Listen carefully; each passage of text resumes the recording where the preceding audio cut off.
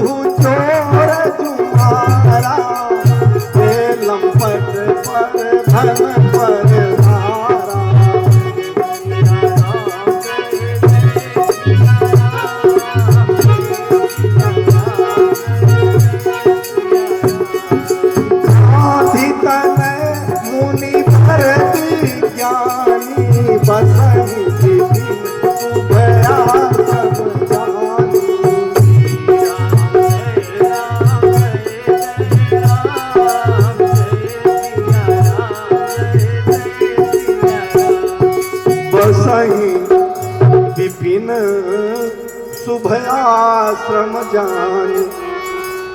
महर्षि विश्वामित्र बक्सर के राजा गांधी नंदन जिनका नाम था, उनके पुत्र विश्वरथ, जिन्होंने तपस्या करके ब्रह्मर्षि का पद प्राप्त किया था, वो महर्षि विश्वामित्र जिस वन में निवास करते थे, उसी वन में 3 निशाचर रहते थे, मारीच, सुबाहु और ताड़का। और ये इतने उत्पात मचाते थे कि जहाँ जप जोग यज्ञ मुनि करही, अति मारीच सुबाहु ही डरही। देखत यज्ञ निशाचर धावहि, करहि उपद्रव मुनि सतावहि। काम रूप सब निश्चर पापी, बरन न जाहि विश्व परितापी। काम रूप, इच्छा से रूप धारण कर लेते थे, कोई जानता ही नहीं था कि ये निशाचर है कि कौन। और भगवान शंकर से माता पार्वती ने पूछा परिचय कि प्रभु बताइए निशाचर हैं कौन, कहाँ से आते हैं। तो निशाचरों का परिचय भगवान ने जो दिया, तो भगवान भोलेनाथ ने क्या कहा, माँ नहीं मातु पिता नहीं देवा, साधुन सन करवावहि सेवा।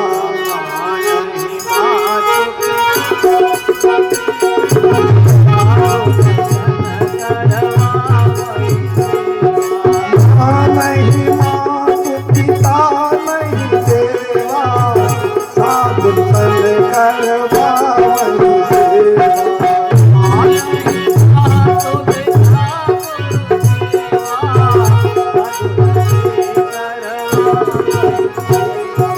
जिनके यहाँ चरण भवानी, ते जानिए निशिचर सम प्राणी।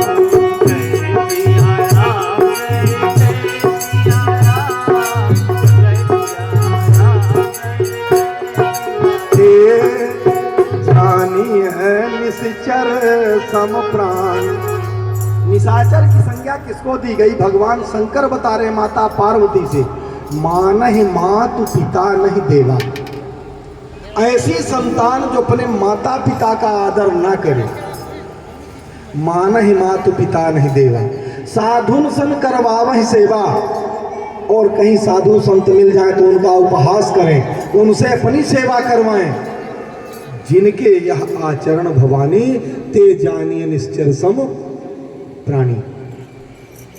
जिन मनुष्यों का आचरण ऐसा है जो अपने माता पिता का आदर नहीं करते हैं, संतों का आदर नहीं करते, ब्राह्मणों का आदर नहीं करते, गौ माता का आदर नहीं करते, ऐसे मनुष्य ही निशाचर की श्रेणी में आते हैं। ऐसा भगवान शंकर ने कहा इस रामचरितमानस में। गोस्वामी जी ने लिखा, माँ नहीं मात पिता नहीं देवा, साधुन सन करवावहि सेवा, जिनके यह आचरण भवानी, ते जानी निश्चर सम प्राणी। माता पिता का आशीर्वाद भगवान के आशीर्वाद से भी बढ़कर है। भगवान राम क्या करते थे? माता पिता का इतना आदर करते थे कि प्रातः काल उठ के रघुनाथा, मातु पिता गुरु था।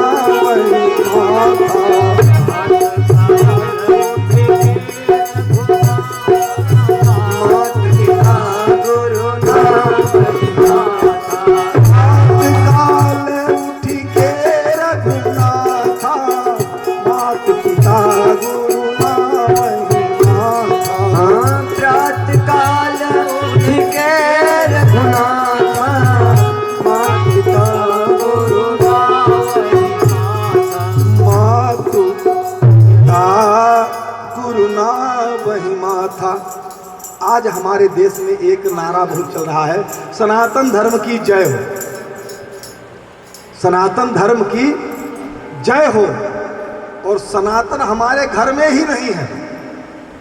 जिस सनातन धर्म की हम जयकार लगा रहे हैं, वह सनातन धर्म हमारे घर ही में खत्म हुआ है। क्यों? जिस सनातन धर्म की रक्षा के लिए भगवान राम पृथ्वी लोक में आए, और सनातन हमारा शुरू कहाँ से होता है? हमारे सबसे बड़े देवता हैं माता पिता। कीन्ह प्रणाम चरण धरि माता, ये जो ललाट होता है, भगवान राम अपना माथा माता पिता और गुरु के चरणों में रख देते थे। प्रणाम करने का ये ढंग है। कीन्ह प्रणाम चरण धरि माथा, दीन आशीष मुदित मुनि नाथा। जब तक हमारा माथा अपने माता पिता के चरणों से नहीं लगता, तब तक हमारे शरीर का अहंकार समाप्त नहीं होता है, और तब तक उनके शरीर के जो ऊर्जा है वो हमें प्राप्त नहीं होती है। ये जो प्रणाम करने का ढंग है ना, इसमें आज का आधुनिक जो है वैज्ञानिक तथ्य क्या है? हम जितना झुक कर किसी से प्रणाम करते हैं, उतने शरीर की ऊर्जा उसकी हम अपने आप ले लेते हैं। हम जितना झुकते हैं, सामने वाले के शरीर की उतनी ऊर्जा हम अपने आप में ग्रहण कर लेते हैं, जो दिखाई नहीं देती। और आपको हम बताएं, आज संध्या काल में आप बैठ के अपने आप सभी लोग देख लेना। जब आप बैठना प्रकाश के, तो अपनी छाया को देखिएगा, अपनी छाया को देखिएगा। जो हमारा ये मुखमंडल है, इसके चारों तरफ एक आभा दिखाई देगी। परछाई जो बनती है, उसमें आज ही आप लोग प्रैक्टिकली ये देख लेना कि जब हम बैठते हैं, हमारी जो छाया प्रतिबिंब जो पड़ता है, उसके चारों तरफ एक वलय दिखाई देता है। जिनमें अच्छे आचरण होते हैं, जिनमें अच्छे सद्गुण होते हैं, उनमें वह जो वलय है, जो आभा है, उसका आभा मंडल बड़ा होता है। उस परछाई में उसका आभा मंडल बड़ा होता है। लेकिन अगर हमारे अंदर सद्गुणों की कमी है, तो आभा मंडल बनता जरूर है, लेकिन छोटा आभा मंडल बनता है। शरीर में जो हमें ऊर्जा अंतरिक्ष से मिलनी चाहिए, वह ऊर्जा निकल जाती है। और इसका प्रमाण है, आप जैसे अभी तो मध्याह्न काल आ गया है, सूर्योदय या सूर्यास्त के समय जब परछाई थोड़ा सा लंबी और क्षैतिज पड़ने लगे, उस समय आप लोग उस छाया में, एक प्रैक्टिकल बता रहा हूँ आपको, अनुभव, जैसा शंकर भगवान ने कहा था कि उमा कहूँ मैं अनुभव अपना, तो ये अनुभव बता रहा हूँ। अपनी छाया को ध्यान से देखिएगा।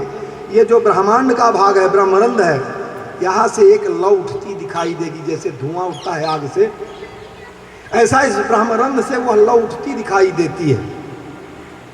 और उस लौ को अगर हम अपने अंदर सन्निहित कर लिए, तो फिर जैसे गुरुदेव में भगवान ने शक्ति दिया है, वैसी वो हम हर मनुष्य प्राप्त कर सकता है। लेकिन उस शक्ति को पहचानना पड़ेगा। और वो कहाँ से मिलेगी? अपने माता पिता के आशीर्वाद से। हमने कहा था कि चारों धाम कर लेने बड़ी बात नहीं है, लेकिन जो घर में चारों धाम पड़े हैं उन चारों धाम की पूजा कर लेना वो सबसे बड़ी बात है। ये जो चारों मठ बने हुए हैं चार धाम नहीं है, चार धाम तो हमारे घर में विराजमान है।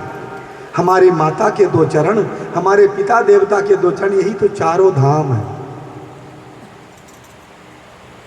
इसलिए भगवान शंकर ने कहा कि मां नहीं मातु पिता नहीं देवा, साधुन सन करवा वही सेवा। और जिनके यह आचरण भवानी, ते जानी निश्चर सम प्राणी। अब भगवान राम यहाँ अयोध्या में जन्म ले लिए, नामकरण हो गया और धीरे धीरे थोड़ा बड़े हुए। और जब बड़े हुए तो सबसे पहले माता पिता ने क्या किया?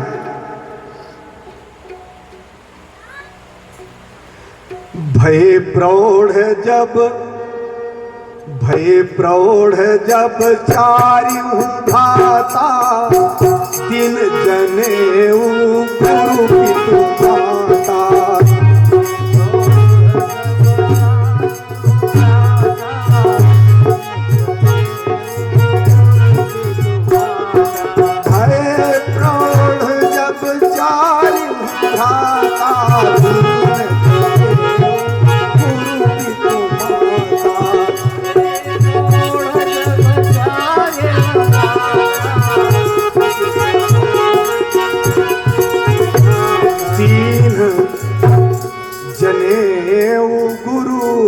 माता। भगवान को सबसे पहले ब्राह्मण धर्म बताया गया। भय प्रौढ़ जब चारों भ्राता, दीन जनेऊ गुरु पितु माता। महाराज दशरथ और तीनों माताएं, गुरु वशिष्ठ, ये चार लोग मिलकर भगवान का जनेऊ संस्कार करते हैं, जिसे उपनयन कहा जाता है। जो जनेऊ संस्कार है ये उपनयन, दूसरा नेत्र मिलता है वहाँ से, क्योंकि गुरु के द्वारा जो ज्ञान दिया जाता है, जो दीक्षा दी जाती है, वो हमारे अंदर संस्कार भरता है। इसीलिए इसको दिव्य नेत्र कहा गया है, उपनयन। दूसरा नेत्र माता पिता और गुरु के द्वारा दिया जाता है। अब माता पिता और गुरु ने मिलकर भगवान को उपनयन संस्कार करवाया, और उपनयन संस्कार करवाने के बाद गुरु गृह गए पढ़न रघुराई। गुरु गृह गए पढ़न रघुराई, अल्पकाल विद्या सब पाई। गुरु गृह गए पढ़न रघुराई, अल्पकाल विद्या सब पाई। गुरु गृह गए पढ़न रघुराई, अल्पकाल विद्या सब पाई। गुरु गृह गया पढ़न रघुराई,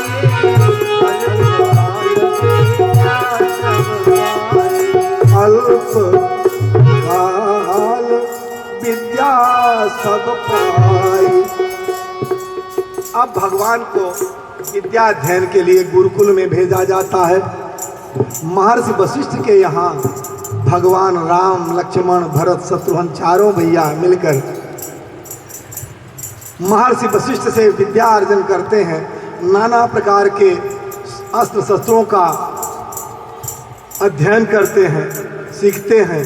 दिव्यास्त्र चलाने सिखाए जाते हैं, और दिव्यास्त्र सीखने के बाद महर्षि वशिष्ठ उनकी परीक्षा लेते हैं, शिकार के लिए भेजते हैं। तो भगवान ऐसे चुनकर पुनीत मृगों का शिकार करके आते हैं। पावन मृग मारहि पुनि जाई, उन्नित प्रति गुरु ही देखावई।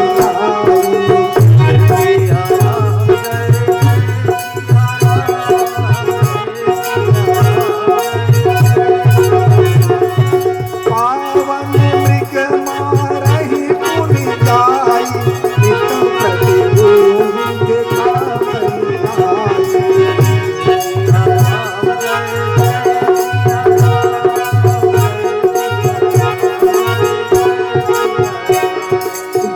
मृग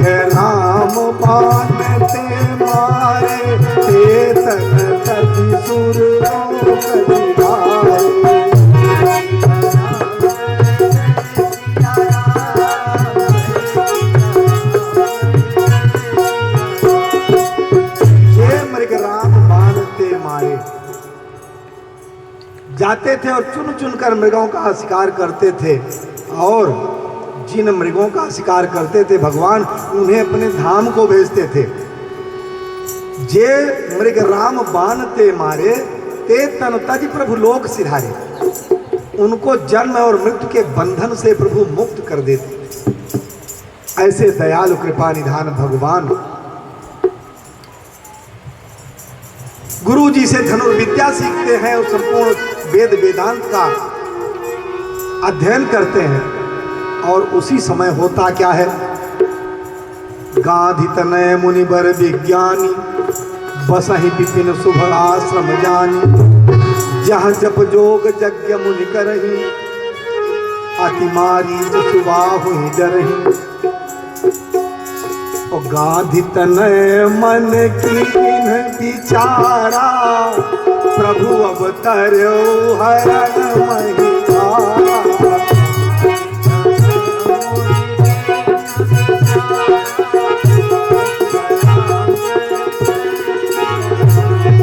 गांधी तनय मन कीन विचारा, प्रभु अवतर्यो हरण महिमारा।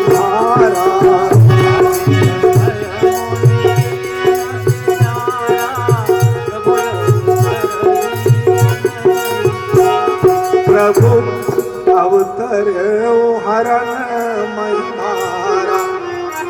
विश्वामित्र जी ने विचार किया, जब देखा कि हमारे यज्ञ पूर्ण नहीं हो रहे हैं तो ध्यान लगाया, और ध्यान लगाकर उन्होंने क्या विचार किया कि भगवान का अवतार पृथ्वी लोक में हो चुका है। अब बड़े असमंजस की बात है, 2 बार विश्वामित्र रघुवंश में आए थे। अयोध्या में 2 बार विश्वामित्र आए। पहली बार आए थे जब महाराजा हरिश्चंद्र थे, और दूसरी बार आए जब राजा रामचंद्र थे। अब जब महर्षि विश्वामित्र को ज्ञात हो गया कि प्रभु अवतरो हरण महिमारा,